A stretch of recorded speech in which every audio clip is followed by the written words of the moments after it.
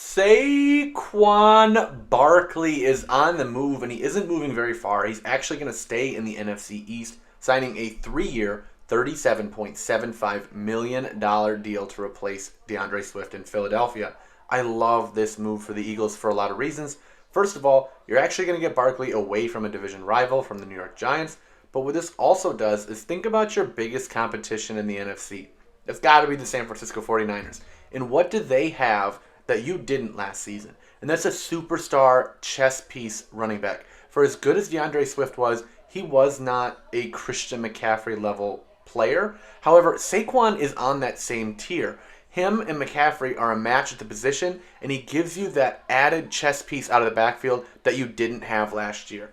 Saquon Barkley is set to explode in Philadelphia. What are the two things that have been working against Saquon in his time in the NFL? It's been his injuries and the offense that he's been operating in. Saquon has experienced first contact in the backfield on nearly 50% of his rushing attempts in New York over the past few seasons. 50%. That's half the time that he's touching the ball as a runner that he's having to overcome penetration in the backfield. That's an insane rate. But now he goes to Philadelphia, where that number is actually under 30%. That's a 20% decrease in rate. Saquon now actually has an offensive line in front of him that's going to create rushing lanes for him. And he actually has offensive weapons around him that aren't going to allow defenses to just focus on him. When you have guys like A.J. Brown, Devonta Smith, Dallas Goedert, Jalen Hurts on the offensive side of the ball, you can't just focus on one guy.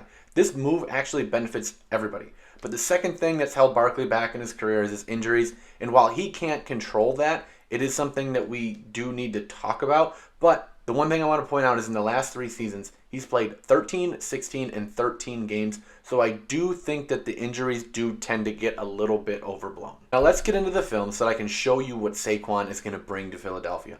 On this first play, I want to show you what Barkley had to work with in his time in New York and what I meant by Barkley getting contacted in the backfield nearly 50% of the time.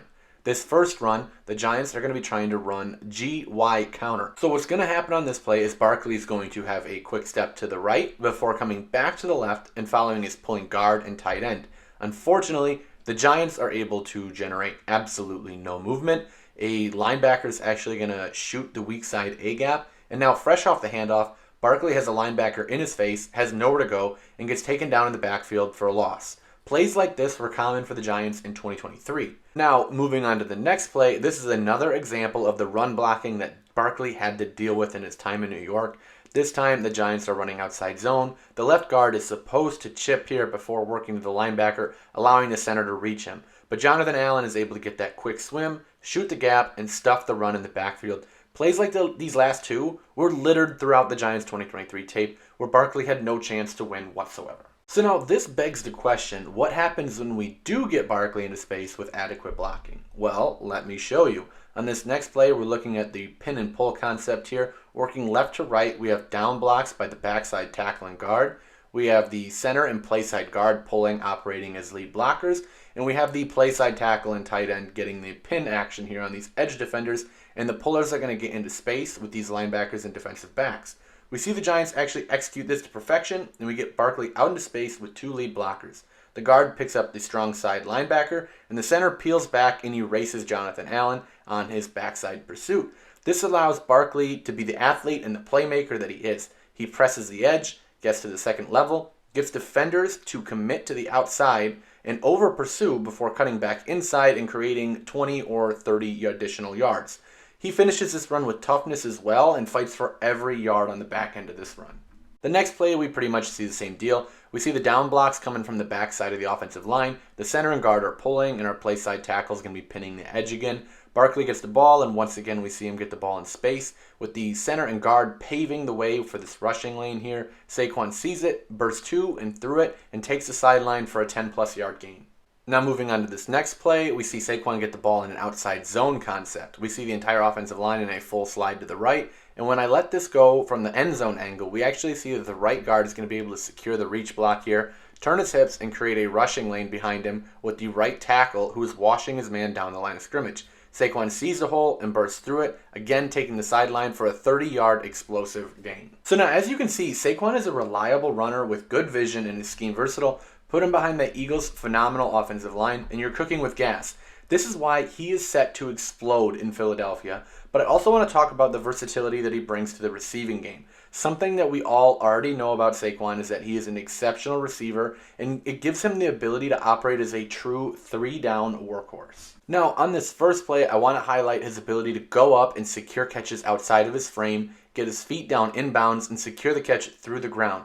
This is a phenomenal play by Saquon on this one on the sideline, but he's also a great receiver downfield as well. Watch now on this one how he's able to run this wheel route out of the backfield, take this up the sideline, get vertical, and track the ball over his shoulder and get both feet down inbounds for the touchdown. Another outstanding grab by Saquon, showing his versatility not only as a capable receiver, but as a true receiving weapon downfield as well. Now looking at this next play, we see more versatility and athleticism. This time we see how he's able to align outside as a receiver, while also being able to secure catches through contact as this defensive back is fighting through his back on this play.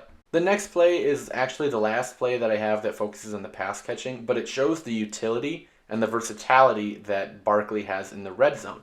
The Giants actually schemed up this play for Barkley. Barkley's manned up with this linebacker type, and the Giants have these drags coming over the middle of the field with the intent of creating some traffic and not allowing that linebacker to get in step with Barkley. Barkley cuts under the drags, and the linebacker has to take the long way around the congestion, giving a step to Barkley, and DeVito is able to get this ball out to Barkley in the flat for the touchdown. This shows some of the versatility that Barkley brings to an offense in the red zone, and Jalen Hurts is going to love having a weapon like Barkley on situations like this. Now, in full transparency, the only thing that Barkley's still inconsistent at this point is in his pass protection, and I'm not saying that he's bad at it, he's just inconsistent. Sometimes he's reliable and picks up blitzes effectively, but sometimes he can drop his head into the contact, miss with his hands, or fall off the blocks entirely. It's just something to note of, but they didn't really pay him all this money to come in and pass block on third downs.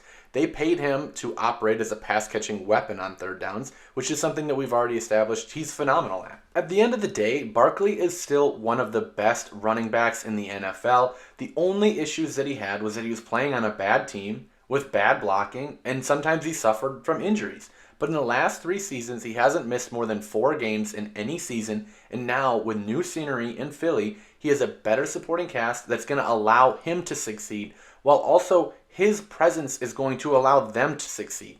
So again, Barkley is set to explode this season, maybe even approach that 2,000-yard all-purpose season. This offense has another weapon, and the Eagles are set to make another deep playoff run. This Eagles offense is going to be a nightmare to game plan for, and I'm excited to see how it works out. But that's all I have for this video. Thanks for checking it out. If you like this video, please consider liking the video or subscribing to the channel. But until next time, we'll catch you then. Peace.